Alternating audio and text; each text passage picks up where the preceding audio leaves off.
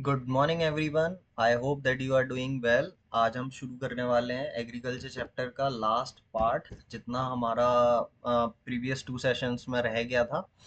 तो आज हम कोशिश करेंगे कंप्लीट करने की। एक और चीज़, I am very happy that आपने नोटिस किया कि यहाँ पर एग्रीकल्चर में एल गायब था। लास्ट 2 पार्ट्स आपने देखे होंगे, बट मैंने पीडीएफ में करेक्ट कर दिया है। जब भी आपको पीडीएफ मिलेगी तो सारी चीज़ें ठीक मिलेंगी, ठीक है। चलिए शुरू करते हैं। अभी तक हमने कहाँ तक पढ़ लिया था? हमने एग्रीकल्चर का introduction, types of farming, cropping pattern, major crops, food crops and other than grains. और आज हम शुरू करने वाले हैं अपना नॉन फूड क्रॉप्स है, राइट। फिर लास्ट में एक रिवीजन भी रखेंगे। तब तक हम नॉन फूड क्रॉप्स के बारे में जानते हैं। नॉन फूड क्रॉप्स वो क्रॉप्स होती हैं जो कि हमारे खाने के अलावा यूज में आती हैं। ऐसी क्रॉप्स जिन्हें हम एज अ रिसोर्स या फिर कहीं और यूज कर पाते हैं। जैसे कि सबसे पहले हम पढ़ने वाले हैं रबर के बारे में। एक मिनट, मैं वो पेज निकाल लेता हूँ। रबर। रबर क्या है? एक इक्वेटोरियल क्रॉप है। बेसिकली जो जो चीज़ें मैं मार्क करते रहूंगा उन्हें आप ध्यान से सुनते रहेंगे, और लास्ट में जो मैं बताऊंगा कि ये चीज़ तो आपको याद ही होनी चाहिए, तो वो मैंडेटरी है कि आपको याद होनी चाहिए। और कुछ चीज़ों के बारे में बेसिक आइडिया होना चाहिए। जैसे रबर एक इक्वेटोरियल क्रॉप है, तो आपको इसका बेसिक आइडिया होना चाहिए कि ये इक्वेटर पे मिलती है, और स्पेशल कंडीशंस में ये ट्रॉपिकल और सब ट्रॉपिकल रीजन्स में भी देखने को मिलती है। और रबर में किस चीज़ की रिक्वायरमेंट होती है? मॉइस्ट और ह्यूमिड क्लाइमेट होना चाहिए। जब भी आप रबर ग्रो करते हैं तो रबर कैसी एनवायरनमेंट में ग्रो होता है? जहाँ पर मॉइस्ट और ह्यूमिड क्लाइमेट देखने को मिलता है। कितने रेनफॉल की ज़रूरत होती है? 200 सेंटीमीटर रेनफॉल की ज़रूरत होती है। टेम्परेचर कैसा चाहिए होता है? 25 डिग्री सेल्सियस चाहिए होता है, ठीक है। रबर ग्रोइंग, अब रबर क्या है? इंडस्ट्रियल रॉ मटेरियल की तरह यूज़ किया जाता है। जैसे कि टायर बनाने के लिए, आपके जो सिंपल रबर जो यूज करते हैं अपन किसी चीज को बांधने के लिए, वैसे ही। और बहुत सारी इंडस्ट्रियल रॉ मटेरियल की तरह भी यूज किया जाता है, जहां पर rubber as a raw material use होता है, ठीक है।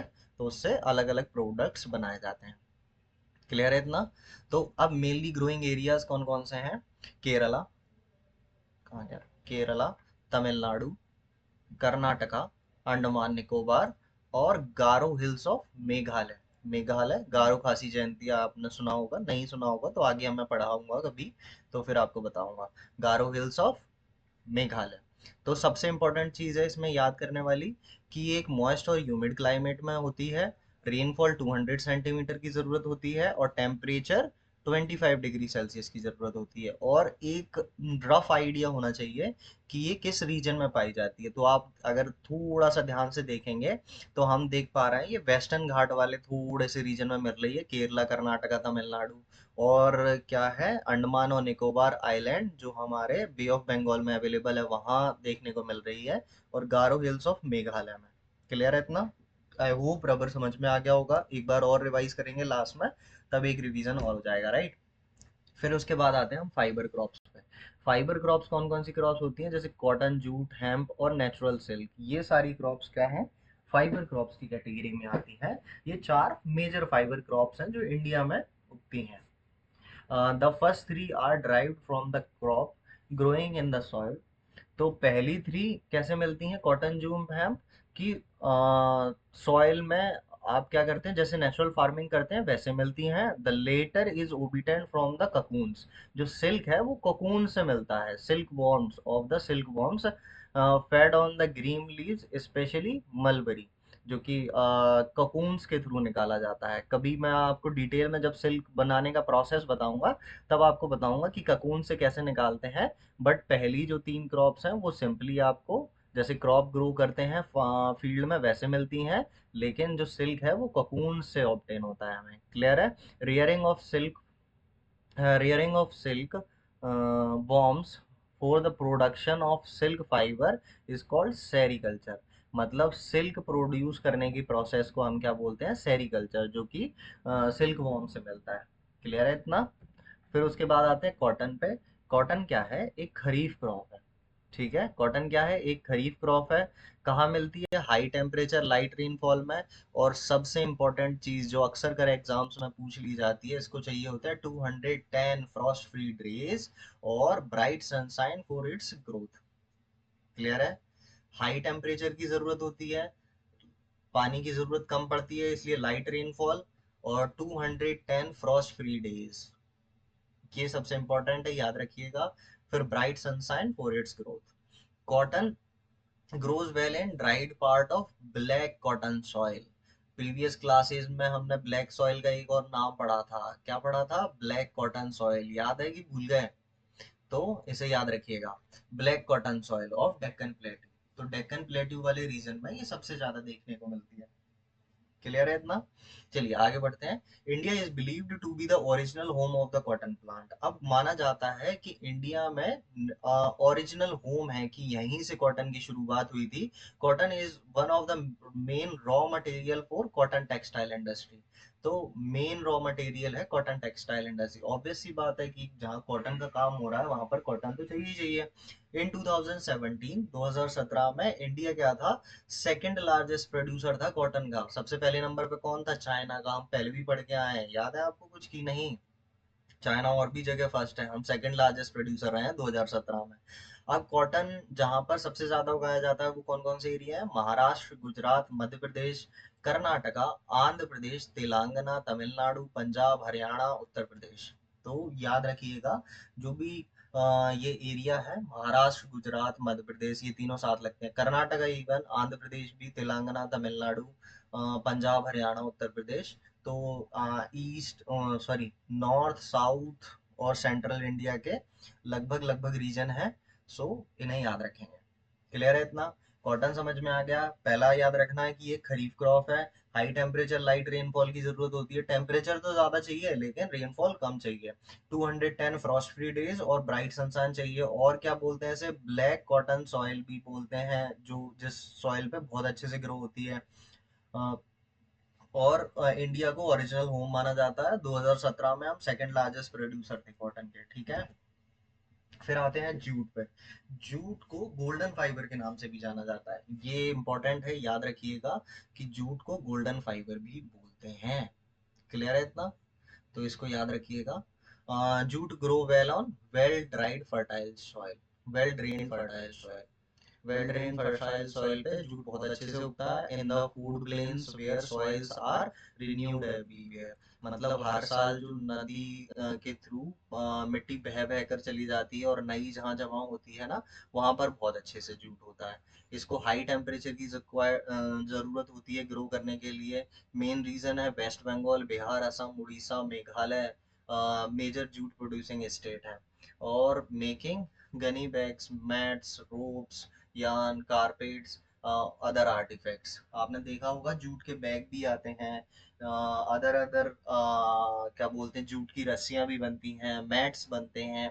तो ये सारी चीजें कुछ जूट से बनाई जाने वाली और जूट को यूज करने वाली चीजें हैं। और सबसे इम्पोर्टेंट याद रखने वाली जगह है कि जूट कहाँ कहाँ पर मेनली ग्रो होता है। वेस्ट बंगाल, बिहार, असम, उड़ीसा, मेघालय। तो जो अपना ईस्टर्न पार्ट है, अगर इंडिया के मैप में देखेंगे, थोड़ा सा जो ईस्टर्न पार्ट है, वहां पर सबसे ज्यादा जूट उगाया जाता है। राइट।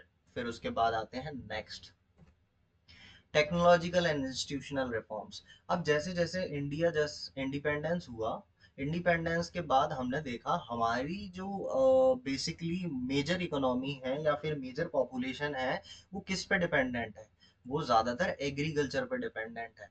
तो एग्रीकल्चर, जब तो हम इतना फास्ट मशीनरी या फिर फर्टिलाइजर पेस्टिसाइड्स का यूज नहीं करते थे, लेकिन गवर्नमेंट ने जाना कि इनको जो हमारी इंडस्ट्री है, एग्रीकल्चर इंडस्ट्री है, उसको ग्रो करने की जरूरत है। जो हमारे फार्मर्स हैं उनको अपडेट करने की जरूरत है, ताकि प्रोडक्शन बढ़ाया जा सके, इकोनॉमी में बूस्ट आए एग्रीकल्चर की वजह से। तो उनके लिए क्या क्या कदम उठाए हैं, उनके बारे में हम पढ़ने वाले हैं। After independence major institution reform such as collectivization, consolidation of holding, cooperation and abolition of zamindari etc were given priority. मतलब जिन जिन जमींदारों ने बहुत सारी जमीन अपने इकट्ठी कर रखी थी या जमींदार बन के बैठे हुए थे, तो गवर्नमेंट ने आते ही थोड़ा सा डिटेल में जा रहा हूँ, बट 1951 में जमींदारी अबॉलिश कर दी थी। और जिनके पास बहुत सारी जमीन थी, कोशिश की गई थी कि उनसे जमीन लेके बांट दी जाए। काफी सारे और रिवॉल्यूशन आए थे जिनके बारे में मैं धीरे धीरे डिस्कस करते हैं। सबसे पहले 1960s और 67 में, अगर किसी को ये समझ में नहीं आता ना 1960s का क्या मतलब होता है, 1960s का बच्चों मतलब होता है ये 60s वाली पूरी रेंज, 61, 62, 63, इनके बीच में कहीं, या 70s के बीच में कहीं। तो हम सारे ईयर्स मेंशन ना करते हुए हम बता देते हैं कि इस डेकेड की ये बात हो रही है। तो यहाँ पर टेक्निकल रिफॉर्म आया, जैसे ग्रीन रिवॉल्यूशन लेके आया। ठीक है। और डिटेल में थोड़ा और कभी मैं पढ़ाऊंगा ग्रीन रेवोल्यूशन कैसे आया था, कौन लेके आया था, क्या क्या चीजें यूज हुई थी। लेकिन अभी हम बेसिक बेसिक जान लेते हैं कि 1960s और 70s के टाइम पे ग्रीन रिवॉल्यूशन आया, व्हाइट रिवॉल्यूशन जो दूध के लिए आया था, व्हाइट रिवॉल्यूशन आया ताकि जो एग्रीकल्चर की कंडीशन है उसे इम्प्रूव किया जा सके। 1980s में और 90s में गवर्नमेंट कुछ और प्रोविजंस लेके आई, जैसे क्रॉप इंश्योरेंस। अगर बाढ़ आ जाती है, सूखा पड़ जाता है या कुछ और ऐसा हो जाता है, तो उसके लिए इंश्योरेंस की व्यवस्था की गई। एस्टेब्लिशमेंट ऑफ ग्रामीण बैंक एस्टेब्लिश किए। कोऑपरेटिव सोसाइटीज बनाई जो कि फार्मर्स या फिर एग्रीकल्चर रिलेटेड वर्क करेंगी। Banks for the providing loan facility provide करना शुरू की, farmer at the lower rate of interest, क्योंकि फार्मर्स ज्यादा रेट ऑफ इंटरेस्ट नहीं दे पाते, इसलिए लोअर रेट ऑफ इंटरेस्ट पे लोन फैसिलिटी अवेलेबल करवाई।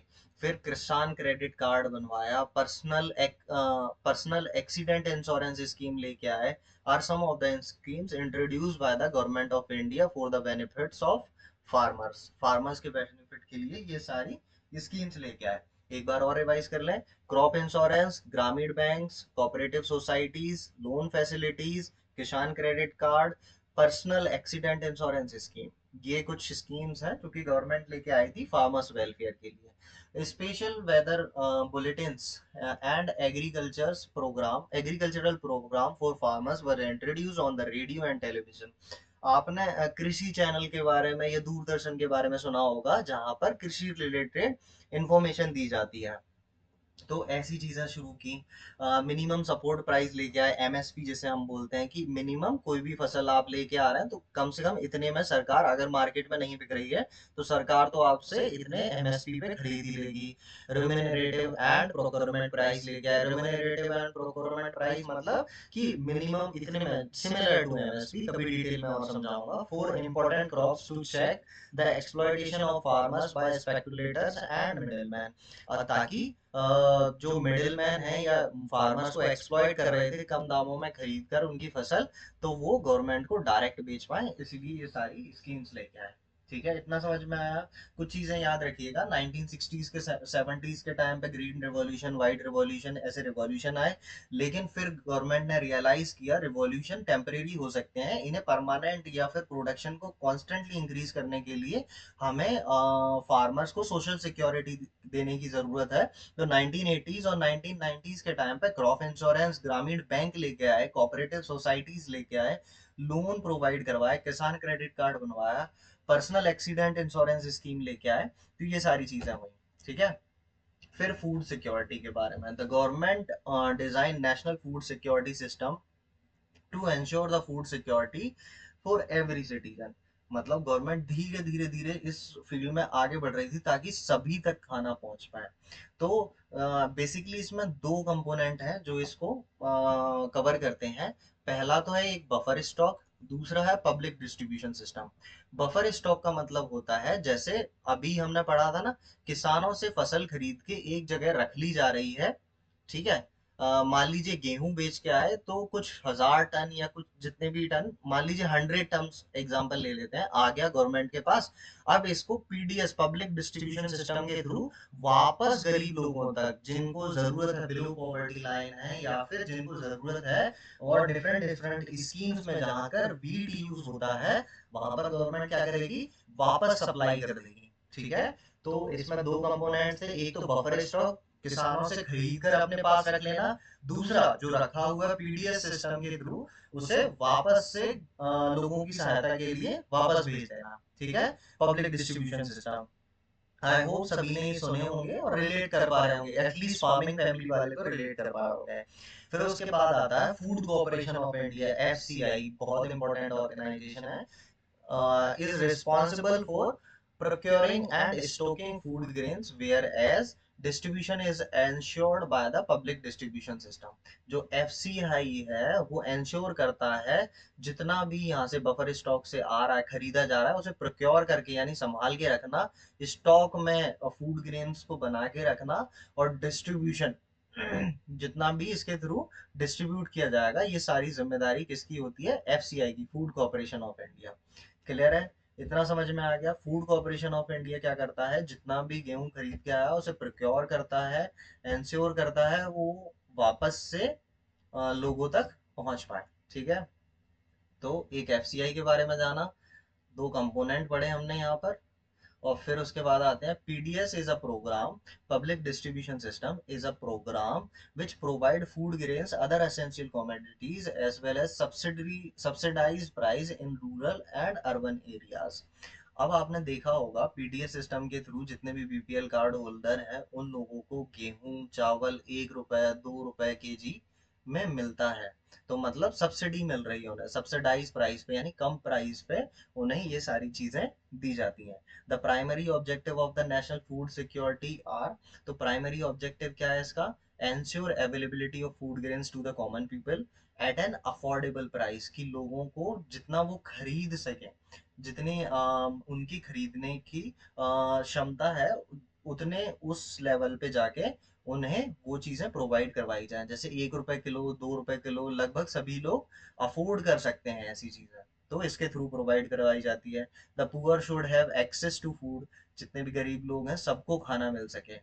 ग्रोथ इन एग्रीकल्चर प्रोडक्शन में ग्रोथ हो, fixing the support price for procurement of wheat and rice to maintain their stock. और इन पे क्या किया जाता है? व्हीट और राइस पे इनकी प्राइस फिक्स कर दी जाती है ताकि स्टॉक में बना के रखा जा सके। क्लियर है इतना? और एक चीज और आपको आउट ऑफ द टॉपिक जाके बता रहा हूँ कि जो फूड सिक्योरिटी एक्ट है, राइट टू फूड, ये हमारा एक राइट है आर्टिकल 21 के थ्रू। ठीक है? तो याद रखना कि खाने का भी अधिकार है, तभी जाके गवर्नमेंट, क्योंकि खाएंगे तो अभी तो जिंदा रहेंगे। Right to life is your right, और राइट टू लाइफ के लिए आपके इन्वायरमेंटल राइट हो, या फिर आपका फूड का राइट हो, इलेक्ट्रिसिटी का राइट हो, आपके सोने का राइट हो, ये सारे आपके राइट्स हैं। तो उनमें से एक राइट टू फूड भी है, कि आपको खाना मिलना चाहिए, एक अच्छा न्यूट्रिशियस वैल्यू वाला खाना आपको गवर्नमेंट प्रोवाइड करवाए, ये आपका एक फंडामेंटल राइट भी है। क्लियर है इतना? फूड सिक्योरिटी समझ में आ गया? इससे पहले हमने टेक्निकल एंड इंस्टीट्यूशनल रिफॉर्म पढ़े थे, वो सारे क्लियर हो गए। उससे पहले हमने जूट के बारे में जाना था। मैंने एक चीज याद करने को बोली थी आपको कि ये गोल्डन फाइबर है, इसको गोल्डन फाइबर के नाम से भी याद रखा जाता है, याद रखिएगा। हाई टेम्परेचर में ग्रो होता है। कॉटन, कॉटन एक खरीफ क्रॉप है, हाई टेम्परेचर लाइट रेनफॉल और 210 फ्रॉस्ट फ्री डेज की जरूरत होती है, ब्राइट सनशाइन की जरूरत होती है। जिस सॉइल में उगता है उसे कॉटन ब्लैक सॉइल भी बोलते हैं। सेकंड लार्जेस्ट प्रोड्यूसर था कॉटन का इंडिया, चाइना के बाद। Major producing states. Fibre crops के बारे में जाना अपन ने। रबर के बारे में जाना, मॉइस्ट एंड ह्यूमिड क्लाइमेट की जरूरत होती है, 200 centimetre rainfall, 25 degree Celsius temperature. ठीक है? चलिए आगे बढ़ते हैं। फूड सिक्योरिटी होगा। Impact of globalization on agriculture, जैसे जैसे हम हमारी पृथ्वी ग्लोबलाइज हो रही है, ग्लोबलाइज मतलब सभी कंट्रीज एक दूसरे से कनेक्ट हो रही हैं, पूरा ग्लोब एक कंट्री की तरह बिहेव कर रहा है। उसके बाद क्या होता है? Globalization is present at the time of colonization. Colonization का मतलब होता है बच्चों, जब हम ब्रिटिश की कॉलोनीज थे, ब्रिटिश हम पे रूल कर रहे थे, उस समय की बात कर रहे हैं। During the British period cotton was exported to Britain. Cotton कहाँ? ब्रिटेन एक्सपोर्ट कर दिया जाता था as a raw material for their textile industries. लेकिन 1990 के बाद the farmers in India have been exploited to new challenges under globalization. लेकिन 1990 के बाद क्या हुआ? नए नए चैलेंजेस फेस करने पड़े। पहले तो जब कॉलोनी थे तो ब्रिटेन उठा के ले जाता था सारा कॉटन, लेकिन 1990 के बाद क्या हुआ? The agricultural products of India are not able to compete with the developed countries, जितने भी एग्रीकल्चर प्रोडक्ट थे इंडिया के, वो डेवलप्ड कंट्रीज से compete नहीं कर पाए, highly subsidize agriculture on in those countries. Genetic engineering is revolutionizing uh, the agriculture production now आटे। अब जेनेटिक इंजीनियरिंग भी आप इसमें देखने को मिल रहे हैं, मतलब जहाँ पर कम रेनफॉल होती है या फिर जितने भी सीड्स हैं उन्हें HY भी, हाई यील्डिंग वैरायटी सीड्स, ये जेनेटिक इंजीनियरिंग के थ्रू ही पॉसिबल हो पा रहा है। Organic farming is also a fashion these days because it practiced without factory made or chemicals such as fertilizers, pesticides, hence it does not affect environment in a negative matter. तो organic farming भी एक trend में आ रहा है। कैसे organic farming क्या होती है, जिसमें केमिकल्स या फिर फर्टिलाइजर्स या फिर कोई अदर केमिकली मेड सब्सटेंस नहीं डाला जाता, जबकि नेचुरल प्रोडक्ट्स की, नेचुरल जितनी चीजें हैं उनको यूज करके जब हम फार्मिंग करते हैं तो उसे ऑर्गेनिक फार्मिंग बोलते हैं। Indian farmer should diversify their cropping pattern from cereals to high value crops. अब तो डाइवर्सिफाई करने की जरूरत है कि सिंपल दालों से हटकर हाई वैल्यू क्रॉप्स पर आने की, जो कि उनकी इनकम बढ़ाएगा, एनवायरमेंटल डिग्रेडेशन को रिड्यूस करेगा। ठीक है, क्लियर है इतना? चलिए आगे बढ़ते हैं। अब भूदान ग्रामदान, आपने विनोबा भावे का नाम सुना होगा। विनोबा भावे गांधी जी को बहुत मानते थे, तो उन्हें स्पिरिचुअल हीयर भी बोला जाता है कि गांधी जी के वो क्या थे, कि स्पिरिचुअल हीयर थे, और उन्होंने सत्याग्रह में भी पार्टिसिपेट किया था। ठीक है, he was one of the votaries of Gandhi concept of Gram Swaraj, Gram Swaraj के वो समर्थक थे। ठीक है, after Gandhi ji is martyrdom, मतलब गांधी जी की मृत्यु के बाद जब वो शहीद हुए थे, Vinoba Bhave undertook padyatra to spread Gandhi ji message. तो विनोबा भावे ने क्या किया, गांधी जी का जो मैसेज था उसे सभी जगह फैलाने के लिए पद यात्रा शुरू की। पद यात्रा करते करते विनोबा भावे कहाँ पहुंचे, पोचमपल्ली इन आंध्र प्रदेश, आंध्र प्रदेश के एक पोचमपल्ली नाम की जगह पर पहुंचे। वहां पर विलेजर्स ने डिमांड की कि भाई वो तो बहुत गरीब हैं, लैंडलेस हैं, उनके पास तो जमीन है ही नहीं। तो उन्होंने कहा कि थोड़ी सी अगर हमें जमीन मिल जाए तो हम अपनी स्थिति को ठीक कर सकते हैं। तो विनोबा भावे ने उन्हें प्रॉमिस तो नहीं किया, लेकिन बोला कि मैं कोशिश करता हूँ एडमिनिस्ट्रेशन या गवर्नमेंट से बात करने की, कि वो इस बात पर ध्यान दें कि जो लैंडलेस लेबर्स हैं उनके लिए भी कुछ किया जाए या फिर उन्हें लैंड प्रोवाइड की जाए।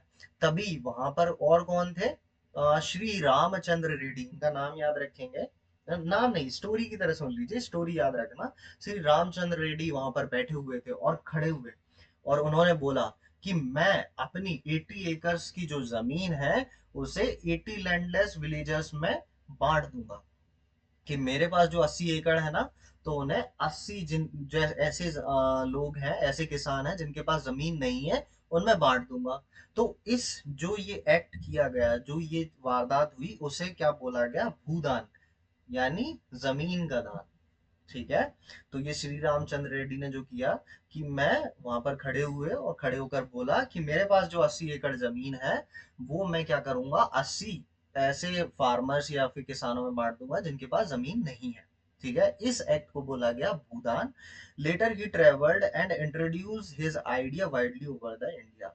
तो इन्होंने, विनोबा भावे ने क्या किया, आगे ये ट्रेवल करते गए, पदयात्रा कर ही रहे थे, इन्होंने इस कॉन्सेप्ट को और आगे बढ़ाने का सोचा कि ये तो बहुत अच्छा कॉन्सेप्ट है, क्यों ना ऐसे सभी लोगों को इकट्ठा करूं कि थोड़ा थोड़ा थोड़ा करके, जो आपके पास तो बहुत सारी जमीन है, अगर आप थोड़ी सी जमीन किसी लैंडलेस या गरीब को दे देते हैं तो उसकी भी इकोनॉमिक वेलबींग हो जाएगी, वो भी ठीक ठाक अपना कमाना खाने लगेगा। तो कुछ जमींदारों से मिले, कुछ विलेज ओनर से मिले, तो फिर इन लोगों ने मिलकर क्या किया, इनको डिस्ट्रीब्यूट करना शुरू कर दिया, जमीन डिस्ट्रीब्यूट करवाना शुरू कर दिया। Some zamindars owners of many villages offer to distribute some villages even, जमीन के अलावा कुछ कुछ गांव दान भी करने लगे एमंग द लैंडलेस, जिनके पास जमीन नहीं थी उन्हें। तो इसे बोला गया ग्राम दान। ऐसे जमींदार जिसके पास बहुत सारे गांव के ओनर थे, तो उन्होंने गांव दान भी शुरू कर दिया, तो उसे ग्राम दान बोला गया। However, many landowners choose to provide some part of their land to the poor farmers due to fear of Land Ceiling Act. This Bhudan Gramdan movement, initiated by Vinoba Bhave, also known as Bloodless Revolution. याद रखेंगे कि ये क्या था, एक bloodless revolution था। By the way, बीच में एक जो लाइन रह गई उसका मतलब बताता हूँ कि बीच में क्या हुआ था कि गवर्नमेंट ने लैंड सीलिंग एक्ट लाई थी। अगर आपके पास, आप जमींदार हैं, जमींदारी अबॉलिश हुई गई थी और बहुत सारी जमीन है, तो इसको आपको एक पर्टिकुलर अमाउंट तक या फिर एक पर्टिकुलर एकड़ तक ही आप अपने पास लैंड रख सकते हैं, तो सीलिंग हो जाएगी। तो इस डर से भी लोगों ने क्या बोलते हैं, अपनी जमीन दान करना शुरू कर दिया कि मान लीजिए आपके पास 100 रुपए हैं, लेकिन गवर्नमेंट ने बोला कि आप 90 रुपए ही रख सकते हो। तो आप क्या करोगे कि देखो मैं कितना दयालु हूँ, 10 रुपए दान कर देता हूँ। तो ऐसे ऐसे करके उन्होंने भी जमीन दान करनी शुरू कर दी। ठीक है, तो इसे क्या बोला गया, ब्लड लेस रेवोल्यूशन। की कितना बड़ा रेवोल्यूशन है कि लोग सामने आ रहे हैं, अपनी जो बहुत सारी जमीन है, गांव के गांव दान किए जा रहे हैं, और बिना लाठी, बिना तलवार, फिर भी हो पा रहा है। तो इसे ब्लड लेस रिवॉल्यूशन भी कहा गया है। क्लियर है इतना? चलिए अब आते हैं मल्टीपल चॉइस क्वेश्चन पे। Which one of the following describes a system of agriculture where a single crop is grown on a large area? एक सिंगल क्रॉप अगर बहुत बड़े एरिया में बोई जा रही है तो उसे क्या बोलते हैं? Shifting agriculture, plantation agriculture, horticulture, intensive agriculture. मैंने आपको बताया था, याद कीजिए। आंसर पीडीएफ में दूंगा, ये आपकी प्रैक्टिस के लिए मेरे साथ। ठीक है, चलो नेक्स्ट पे आते हैं। विच one of the following is a rabi crop? इनमें से कौन सी रबी क्रॉप है? राइस, ग्राम, मिलेट्स, कॉटन। याद कीजिए, पार्ट 2। याद आ रहा है? राइस है, ग्राम, मिलेट, कॉटन, कौन सी रबी क्रॉप है? चलिए एक हिंट दे देता हूँ, कॉटन क्या था, अभी पढ़ के आया अपन, खरीफ क्रॉप था। तो ये 3 बचे, ध्यान कीजिए। याद आ रहा है? मैंने बताया था राइस रबी क्रॉप में नहीं आता। आर आर, दोनों अपोजिट हैं तो नहीं आएंगे। ग्राम, मिलेट, याद कीजिए। आंसर पीडीएफ में again. Which one of the following is a luminous crop? भाई मैंने आपको समझाया भी था, ये लुमिनस क्रॉप क्या करती हैं? नाइट्रोजन फिक्सेशन का काम करती हैं। लैंड में एयर से नाइट्रोजन लेती हैं, डालती हैं। ऑल्टरनेट में बोने को रिकमेंड किया जाता है कि आपने कोई फसल बोई, उसके बाद एक ल्यूमिनस क्रॉप को बो दो। लेकिन अरहर शायद इसमें नहीं थी। ठीक है, कि ये ल्यूमिनस क्रॉप में नहीं थी, एक्सेप्शन था ये। तो अब बताएंगे, पल्सेस थी, ज्वार थी, मिलेट थी, सीसम थी। आई थिंक एक आपको आइडिया मिल गया होगा, अगर आपको मिल गया है, क्योंकि मैंने बोल दिया अभी बीच में कुछ जिससे आप पकड़ सकते हैं। लेकिन आंसर पीडीएफ में। Answer the following question in 30 words. 30 words में आंसर देना है। Name one important beverage crop specifying the geographical condition required for its growth। किसी एक बेवरेज क्रॉप के बारे में बताओ कि इसमें स्पेसिफिकल जोग्राफिकल कंडीशन की जरूरत पड़ती हो। ठीक है, नेम वन स्टेपल क्रॉप। भाई स्टेपल क्रॉप, किसी एक स्टेपल क्रॉप का बताना है इंडिया में, और उसका रीजन कहाँ पर प्रोड्यूस की जाती है। प्रीवियस वीडियो देखेंगे तो आपको आंसर मिल जाएंगे सारे। Analyst the various institutional reforms. Institutional reforms के बारे में जो हम अभी अभी पढ़ के आ रहे हैं, कौन कौन से पढ़े थे अपन ने, याद है कुछ? Green revolution, white revolution, loan provide करवाना, याद आ रहा है कुछ? तो ये सारे इंस्टीट्यूशनल रिफॉर्म के बारे में लिखना है। Introduce by the government in the interest of farmers. Farmers के इंटरेस्ट में जो जो इंट्रोड्यूस किए वो सारी चीजें। Answer the following question in 120 words. Suggest the initiative taken by the government to ensure increase in agricultural production। भाई agriculture production के लिए, गवर्नमेंट प्रोडक्शन इंक्रीज करने के लिए गवर्नमेंट ने क्या क्या इनिशिएटिव लिए हैं वो सजेस्ट करना है। ठीक है, describe the geographical condition required to the growth of rice. याद रखिएगा, राइस के 2 क्वेश्चन हो गए, ऊपर भी एक है 30 वर्ड्स वाले में, एक ये भी है। हिंट काफी है। बाकी आंसर आपको पीडीएफ में मिलेंगे। पहले कोशिश करेंगे खुद अटेम्प्ट करने की, राइट? उसके बाद आप आंसर देखेंगे। क्लियर है इतना? चलिए एक क्विक रिवीजन करते हैं, फिर ओवर करते हैं। ठीक है, शुरू से आ जाता हूँ।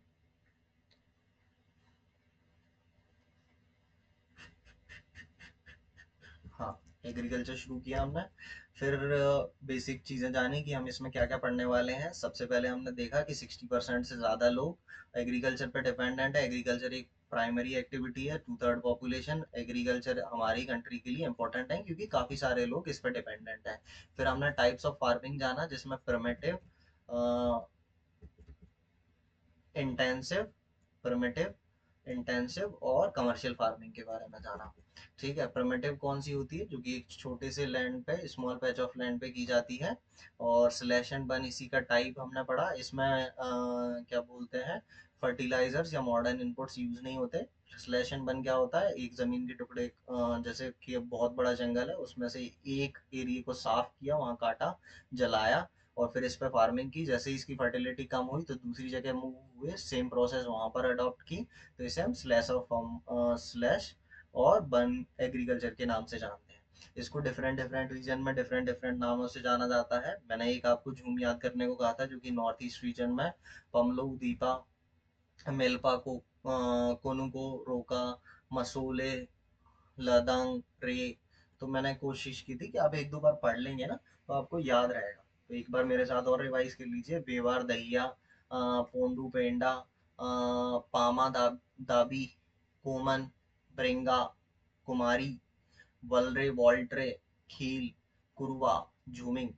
ठीक है। इंटेंसिव फार्मिंग क्या होती है, हाई पॉपुलेशन की डिमांड को पूरा करने के लिए एक ही खेत से मल्टीपल टाइम फार्मिंग की जाती है, उसे इंटेंसिव फार्मिंग बोलते हैं। कमर्शियल फार्मिंग, कमर्शियल क्रॉप्स जितनी होती हैं या फिर जिन्हें बेचने, इंटेंशन यही होता है कि इन्हें बेच देंगे या फिर इसी पर्पज से की जाती है, उसे क्या बोलते हैं, कमर्शियल फार्मिंग बोलते हैं। अब क्या है, प्लांटेशन एक कमर्शियल फार्मिंग का टाइप है, जिसमें एक सिंगल क्रॉप बहुत बड़े एरिया में ग्रो की जाती है, जैसे कि tea, coffee, rubber, sugar cane, banana. ये हमने कुछ एग्जांपल पढ़े थे। फिर क्रॉपिंग पैटर्न में जाना था, रबी क्रॉप, खरीफ क्रॉप और जैद क्रॉप। रबी क्रॉप कब कब बोई जाती है, रबी क्रॉप होती है अक्टूबर दिसंबर में। टेम्परेचर की जरूरत होती है 15 to 25 डिग्री सेल्सियस टेम्परेचर होना चाहिए। क्लियर है। खरीफ क्रॉप कब, गर्मियों में बोई जाती है। कहाँ गया soon, onset of the monsoon. Temperature कितना चाहिए, 25 डिग्रीज to 35 डिग्री सेल्सियस की जरूरत होती है। क्लियर क्लियर है, सोन टाइम पे। और Zaid crop around 35 degree Celsius से 42 डिग्री सेल्सियस तक टेम्परेचर की जरूरत होती है जब इसे बोया जाता है, जो कि अभी टाइम चल रहा है, राइट। रबी, खरीफ, जैद क्रॉप के बारे में हमने पढ़ ही लिया पीछे। फिर उसके बाद आते हैं मेजर क्रॉप्स। राइस, क्वेश्चन याद आ रहा है, स्टेपल फूड क्रॉप के बारे में पूछा था। सेकंड लार्जेस्ट प्रोड्यूसर है चाइना के बाद। खरीफ क्रॉप, ये खरीफ क्रॉप है। High temperature, high humidity, rainfall 100 centimetre की जरूरत होती है। ये कुछ राइस के रीजन हमने देखे थे कि यहाँ सबसे ज्यादा राइस होता है। फिर उसके बारे में वीट जाना था, जो एक रबी क्रॉप है। कूल ग्रोइंग सीजन होता है, ब्राइट सनशाइन की जरूरत होती है उगते समय, पकते समय। 50 to 75 सेंटीमीटर एनुअल रेनफॉल की जरूरत होती है। ये कुछ रीजन है जो मेजर राइस वो वीट प्रोड्यूसिंग स्टेट्स हैं। मिलेट्स के बारे में जाना था, ज्वार, बाजरा, रागी, वेरी हाई न्यूट्रिशियस वैल्यू होती है। ज्वार थर्ड मोस्ट इम्पोर्टेंट क्रॉप है, और बाजरा, रागी रेन फेड रीजन में भी हो जाते हैं। बेसिक याद रखिएगा। मेज फूड एंड पाउडर दोनों की तरह यूज होता है। खरीफ क्रॉप है, टेम्परेचर 21 से 27 degree Celsius, old alluvial seed की जरूरत होती है। और फिर पल्सेस, दाल, लार्जेस्ट प्रोड्यूसर हैं हम, लार्जेस्ट प्रोड्यूसर भी हैं और लार्जेस्ट कंज्यूमर भी है, सबसे ज़्यादा उगाते हैं और सबसे ज़्यादा खाते भी हैं। मेजर सोर्स है, प्रोटीन का मेजर सोर्स है। फिर अरहर, मूंग, ये कुछ दालें हैं जो हम उगाते हैं। फिर से याद कीजिएगा, ल्यूमिनस क्रॉप एक्सेप्ट अरहर, अरहर के अलावा बाकी सारी ल्यूमिनस क्रॉप है जो कि नाइट्रोजन नाइट्रोजन फिक्सेशन का काम करती हैं। Food crops other than grain, grain के अलावा फूड क्रॉप्स कौन सी हैं, sugar cane. Hot and humid climate की जरूरत होती है, टेम्परेचर 21 से 27 डिग्री सेल्सियस, 75 से 100 रेनफॉल। सेकंड लार्जेस्ट प्रोड्यूसर है शुगर केन का हम, लेकिन किसके बाद, ब्राजील के बाद। Oil seed second largest producer हैं। और गुजरात लार्जेस्ट प्रोड्यूसर है किसका, ग्राउंड नट का। टी प्लांटेशन क्रॉप है, ट्रॉपिकल सब ट्रॉपिकल रीजन में होती है। Well drained, rich humus, organic matter चाहिए होते हैं, warm and moist free climate चाहिए होता है। We are the second largest producer China के बाद।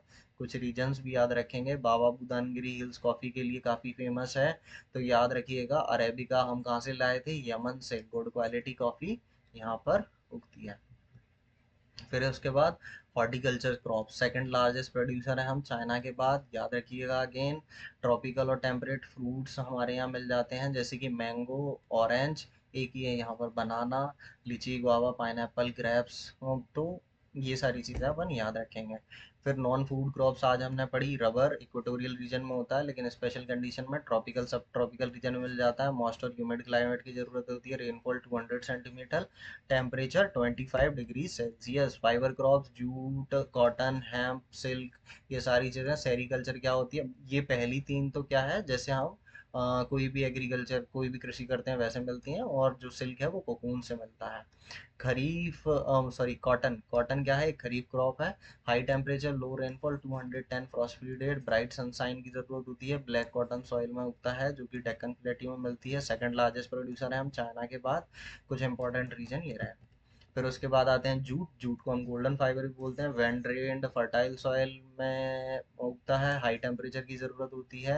ये कुछ इंपॉर्टेंट रीजन है जहाँ पर जूट उगाए जाते हैं। ये कुछ इंपॉर्टेंट काम है जो जूट के थ्रू किए जाते हैं। फिर टेक्नोलॉजिकल और इंस्टीट्यूशनल रिफॉर्म्स के बारे में जाना है कि 1960-17 में क्या हुआ था, ग्रीन रिवॉल्यूशन, वाइट रिवॉल्यूशन। 1980-19 में पॉलिसी में वर्क करना शुरू किया। क्रॉप इंश्योरेंस, ग्रामीण bank, cooperative society, loan facilities, KCC यानी Kisan credit card, PAIS, personal accident insurance, ये सारी चीज़ें। एमएसपी लेके आए, प्रोक्योरमेंट प्राइस लेके आए। और फिर फूड सिक्योरिटी एक्ट, जिसमें दो इम्पोर्टेंट कंपोनेंट है, एक तो खरीदना, स्टॉक में लाना, और बाद में डिस्ट्रीब्यूट करना। एफ कौन करता है ये सारा काम, FCI, food corporation of India. Clear है इतना।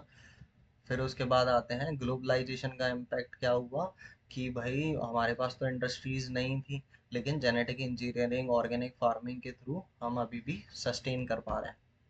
फिर उसके बाद भूदान ग्रामदान के बारे में हमने पढ़ा। भूदान ग्रामदान इम्पोर्टेंट नाम है, विनोबा भावे याद रखिएगा। ये गांधी जी को काफ़ी मानते थे, तो उनके आइडियाज़ और उनके जो थॉट्स हैं उन्हें पूरे देश में, उनके मृत्यु के बाद पूरे देश में फैलाने के लिए ये पद यात्रा पर निकले।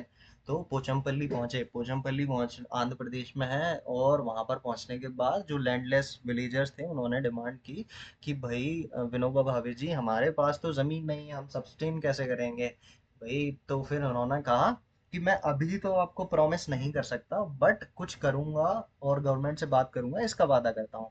तो वहां पर कौन कौन व्यक्ति थे, श्री रामचंद्र रेड्डी, श्री राम खुद आ गए कि भाई मैं अपनी 80 एकर्स लैंड ऐसे 80 लैंडलेस लेबर्स में बांट दूंगा जिनके पास जमीन नहीं है, जैसे भूदान बोला गया। फिर बड़े बड़े जमींदार जिनके पास बहुत सारे गांव थे, उन्होंने गांव बांटने शुरू किए, तो उसे ग्रामदान बोल दिया गया। तो इसे ब्लड लेस रिवॉल्यूशन भी कहा। यहाँ हमने एक्सरसाइज डिस्कस की, और फिर यहाँ हम हो गया हमारा चैप्टर बिल्कुल complete. I hope you enjoyed the chapter, and please do like, share, subscribe, and suggest. If you have any suggestion, please suggest me. I'll try to put it on upcoming videos. Thank you.